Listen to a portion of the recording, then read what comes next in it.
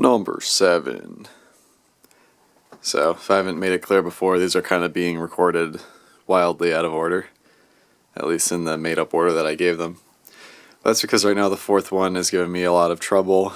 Basically, the internals of the switch cap self-destructed, so as I look for replacements for that or how to fix it, we're just going to keep moving. This is one that's going to be for sale.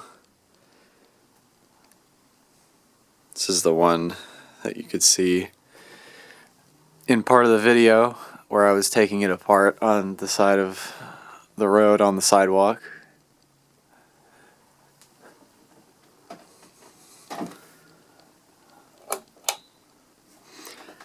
All of the bulbs are original from Martell's and they all work, so that's honestly pretty surprising.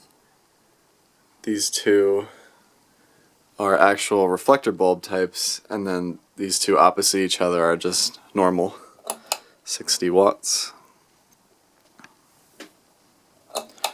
I gotta say, when there's 40 watt bulbs in these things, it seems pretty dim, but as soon as you put 60 watts in here, it's like blinding.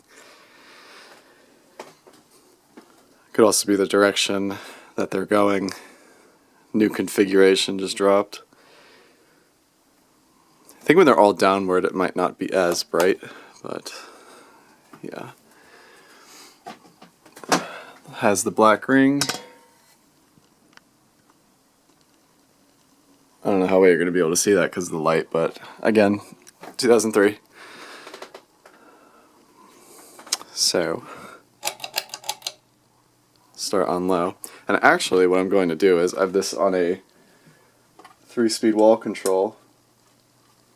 So we are going to start off with the made up 4th speed of aesthetic low.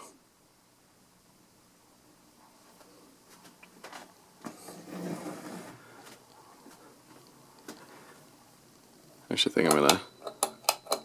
Oh, right. That doesn't work. So there's not enough power. Not yet, anyways. Yeah, this got the usual clean that most of them did. Of course, very dirty on the inside. I think there was only like one I had so far that really wasn't too bad on the inside. This one was towards the back in one of the last bar areas before the outdoors.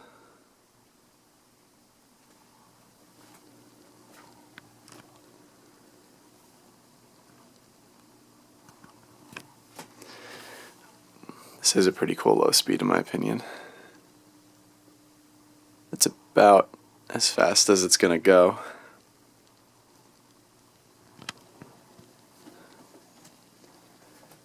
So, might as well turn up to what low speed actually is.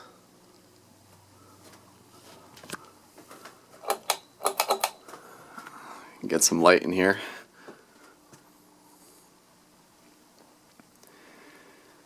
This was another one that was missing one of the switch cap screws, like those.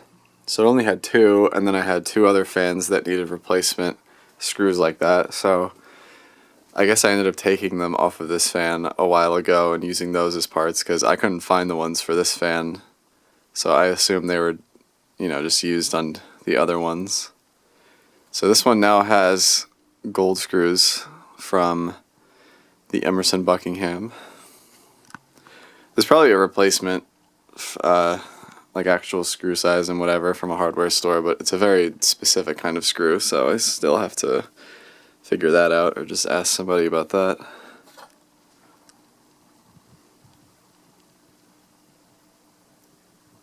Bearings are still silent, didn't even have to do anything to it. And as for the chains, again, was barely able to get a connector in there. And this one actually did have quite a decent amount of original chain hanging from it, so that's cool.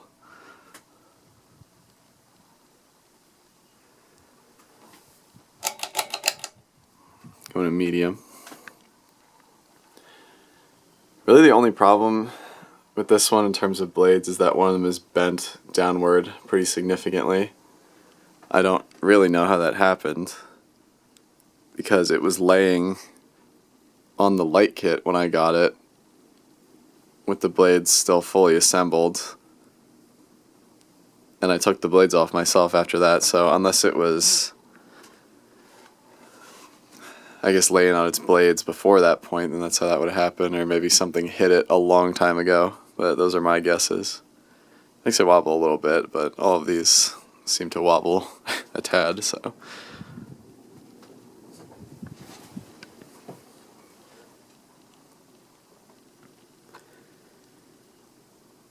Cosmetically, though, it looks pretty good. The only part that's noticeably bad, which is a common point of rust, is the upper canopy. Doesn't really look so hot up there, but when I was going through that, like at least the thought process of why are so many of these rusted, I initially thought, oh, well, it's just the Jersey Shore and the doors are open sometimes, so over time it's going to do that. But it doesn't really explain the rust on the inside. And then I remember that Hurricane Sandy happened. Yeah, that's a whole other part that I didn't even talk about in the main video. Hurricane Sandy devastated some parts of New Jersey pretty badly.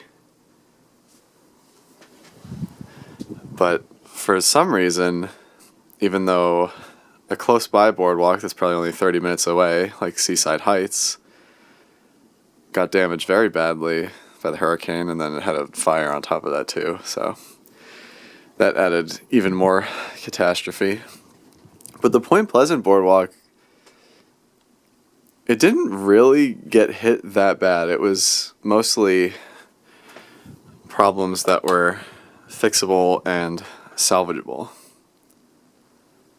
I think the entire back outside area of Martell's got pretty much washed away and was unusable, but the entirety of the inside of the building was seemingly okay.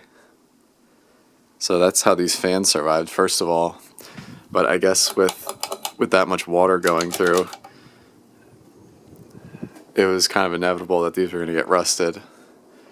So with all that being said, I'm kind of shocked that they're in as good of shape as they are in for the most part.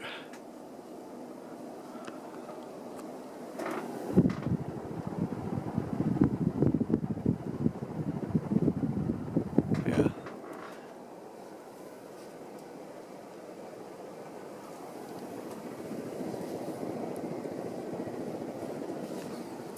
It's very weird how Hurricane Sandy affected New Jersey or the Jersey Shore as a whole, because stuff that's right on the water is obviously going to be the most susceptible to damage, but the town of Seaside Heights as well got hit pretty bad, but the town that's only one over, Seaside Park, it seemed like barely got any damage whatsoever.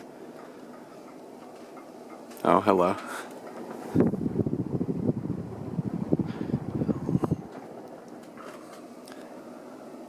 Like, you'll see a lot more lifted or raised houses, which was mandatory if you wanted to get insurance money to fix it. But in Seaside Park, the homes just stayed kind of the same.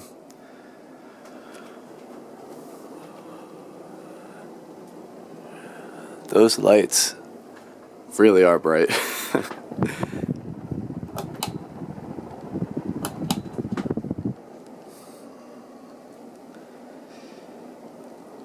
Reverse does work. Had to free up the switch per usual. But it's good. It does the same thing. Just wobbles the other way instead. So yeah, that is going to do it for number 7 of the Emerson Montereys. Thanks for watching, and stay tuned for number 8.